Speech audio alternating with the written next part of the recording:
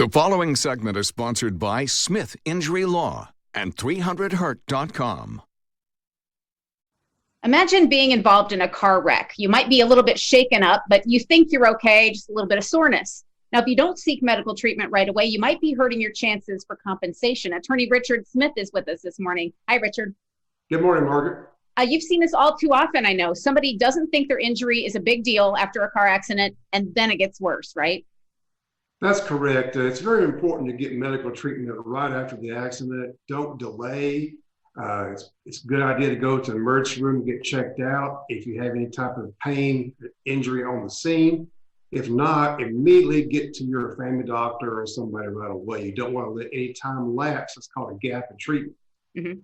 Well, medical treatment isn't just to provide relief either. It also documents the fact that your client has pain, doesn't it?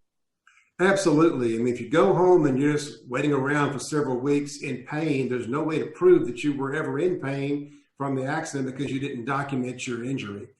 And also, you get better if you get treatment. It's just the way it is. Yeah. And you mentioned the gaps. I mean, you tell people they never want to miss appointments and they should make sure their doctor's aware of everything that's hurting at every visit. They shouldn't just assume the doctor knows.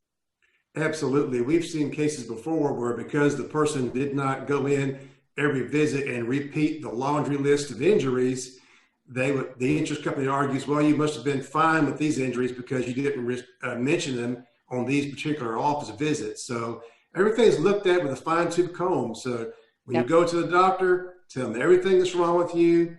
Even if you've said it before, say it at every visit. And you cover all of this in your book, 10 Critical Mistakes to Avoid If You're Injured in a Car Accident. I know auto injuries are a big part of your practice at Smith Injury Law, but tell us about, in general, what types of cases you handle.